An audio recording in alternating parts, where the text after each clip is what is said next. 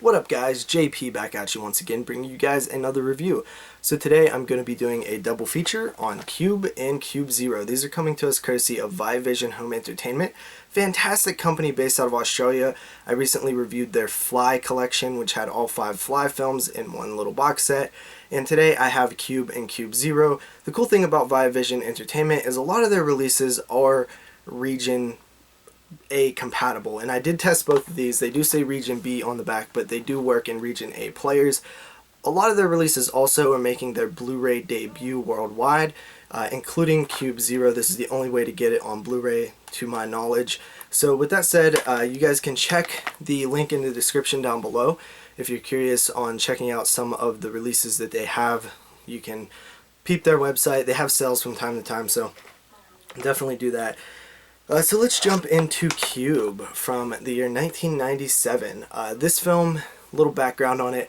I seen this one time on VHS when it, first was released, and I absolutely fell in love with it. It's one of my absolute favorite horror films from the 90s, and one of my favorite horror films of all time. I absolutely just love the concept behind it. It's such a simple movie, and it just is so imaginative.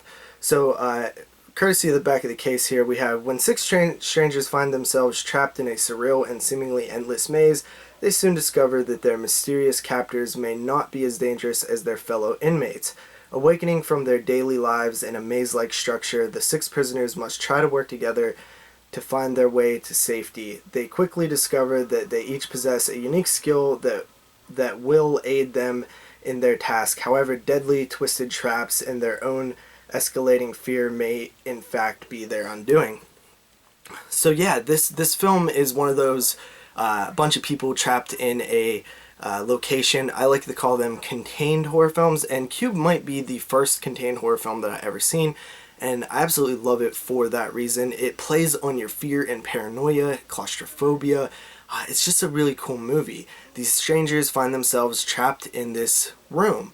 It has a ceiling, 4 walls, and a floor. And on each of those walls, ceiling, and floor, there is a hatch-like door. And if you go in any of those hatches, on the other side is another room that has the same layout. And then if you go through any of those doors, it is another room with the same layout. And it just seems to be endless, and you're wondering, okay, how can something this big exist? Where can it exist?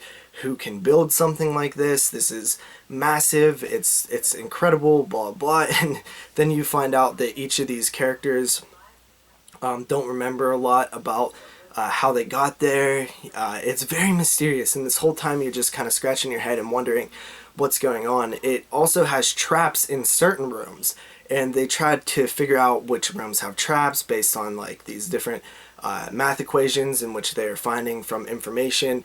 It's a very smart movie, and it does play on that, should we fear this cube or should we fear ourselves type thing. So there is a lot of social commentary on the types of people that are placed in this cube, and especially when you see the ending, there's definitely some very, very, sort of well thought out social commentary there with what happens. I won't go into the ending too much, but yeah, it's just a creative film, and even to this day, I've seen it a few times, and watching it again, I still find that the math part of it, the how it works and stuff, once they start figuring that out, is actually very well done. To this day, it still makes me think like, wow, this is the person who made this, which, by the way, I believe is Vincenzo. It doesn't say on here. I forget what other movie he made. I forget his actual name, sorry guys, but it's a Canadian horror film, and it just works on so many levels. There's only one minor complaint that I have with it, and it has to do with one part that happens in the ending that I just found to be a little too convenient, but that's all I really have in terms of negativity. Just love this movie. It was filmed in just like 1.5 cubes or something like that. The walls are like these almost like computer like motherboard looking with like this light shining through. It's really cool, and the score to this film is awesome. It's one of my favorite scores ever.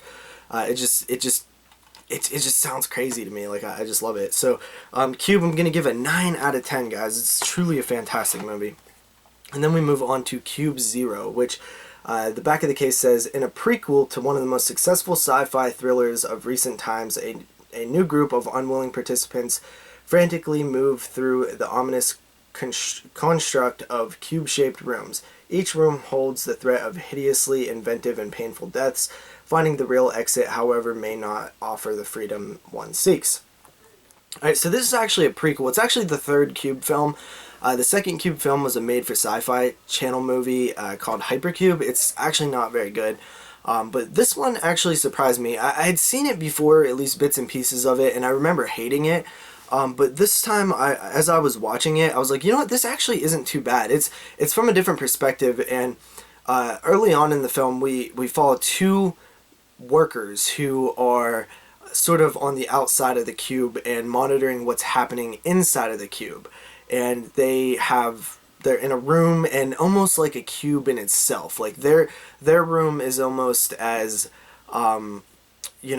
secluded as the people in the cube. And the cube design is a little bit different in this one. It looks very much more crude, which I guess it's supposed to be like a prototype, so that makes sense because it is a prequel.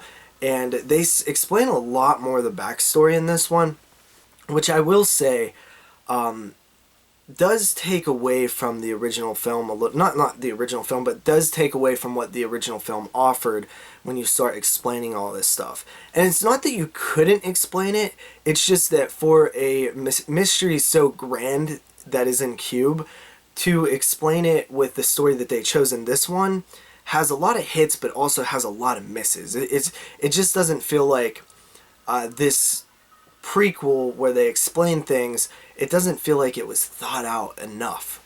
Because I do like where they're going in certain areas, and in other areas I really don't.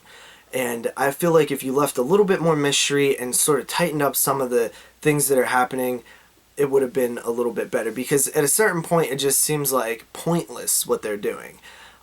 Which kind of, it could be on purpose, because it is kind of a pointless thing.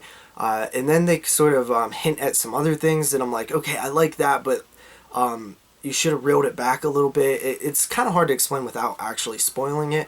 But I actually did find that the perspective of the people on the outside of the cube that are monitoring the people on the inside was actually very interesting. And I like that part a lot.